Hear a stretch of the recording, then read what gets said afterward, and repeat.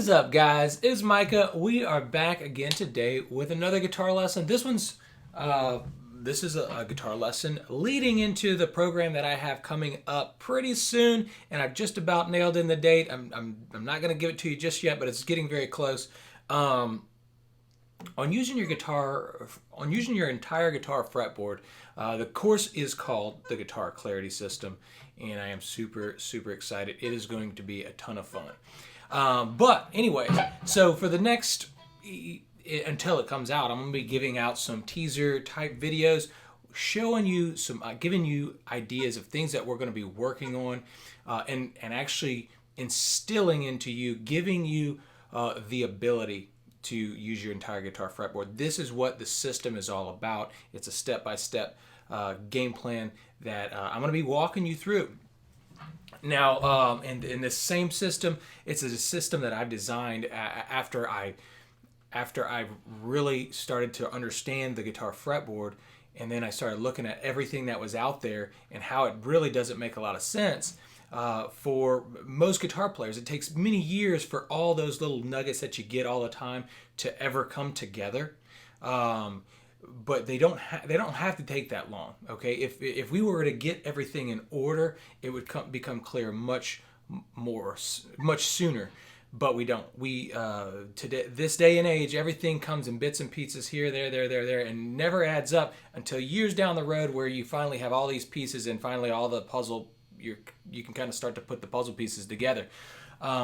But really, it can be laid out, and this is what we're going to be doing in the Guitar Clarity System, giving anybody who's interested in this type of guitar playing the ability to utilize their whole guitar, understand what other people are doing, and utilize it well. So this is a little video on this type of thing, and here's the title of this. These is 3 shapes that you absolutely need to become used to using. So 3 shapes that you absolutely need to know how to use. And it doesn't matter. It's for any and every single chord. And my advice is to get used to using it on chords that you use a lot. Okay. So first off, we have this top one here is an A. And what do we see here? Well, we see an A chord, and that's straightforward, right? The next one is these 3 here, and notice that as we go across here, everything is on the 2nd, 3rd, and 4th string. Here, 2nd fret, 2nd, 3rd, and 4th string, A. Here, starting here, well, if we look at the 4th string here, here we are. We're starting on the 7th fret. You're on the 2nd string. You're on the 5th fret. So 7, 6, 5.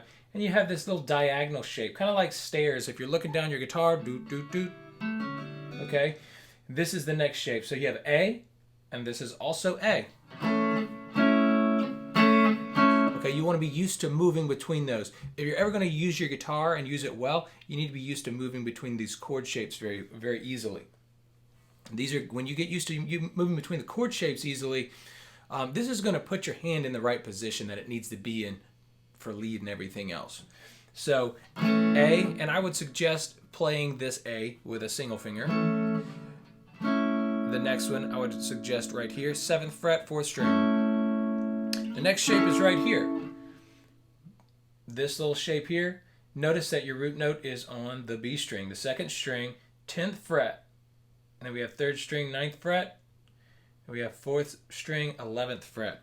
And I honestly like to maneuver these via the root note, which you kind of see in red here. Okay, the middle one, the 4th one, or let's just say the 3rd string, 4th string, 2nd string. And then we get back to here, and you'll notice that we're past the 12th fret, and we're right here on the 14th fret, and this is the same shape as this. Okay, so it's a repeat. So A, A, A, A. And you want to be used to moving between those. If you're going to be able to maneuver and jump around and know where you're at on your guitar at any given time, these are the 3 shapes that you want to be used to knowing what they are, spotting the root note, and being able to move between them very, very quickly. So I highly advise you, if you can't do this yet,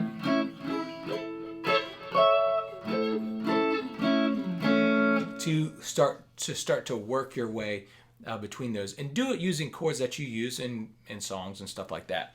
The next one is the D.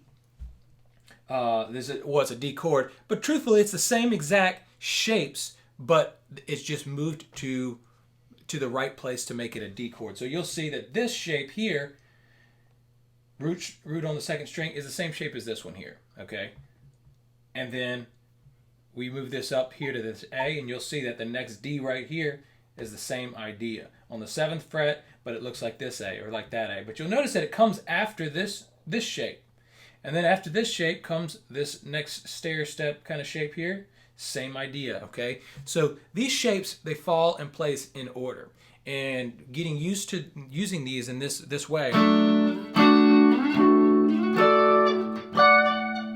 is going to help you to move up and down your guitar quickly and know where you're at, know what your chords are and things like that. And this comes into play. It's very important when you're playing lead.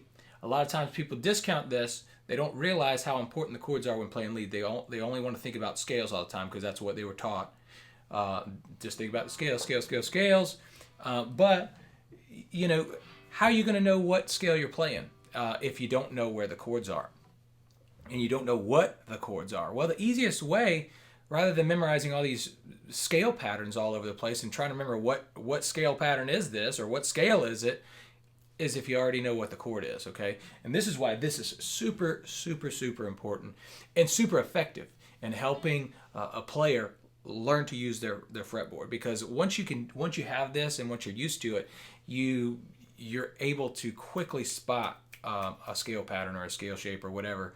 And you can, and it doesn't really matter whether it's a pentatonic or a diatonic or modes and things like that. Those things will fall into place. Also, we've talked about before using intervals over a single chord to create new sounds and different sounds. If you already know where the chord is and what the chord is, all these things you can lay down on top of it. These are the types of things that we're going to be working on in our upcoming course, the Guitar Clarity System. It's going to be super fun. But you know, one of the first things that we need to be able to do is maneuver between these three shapes.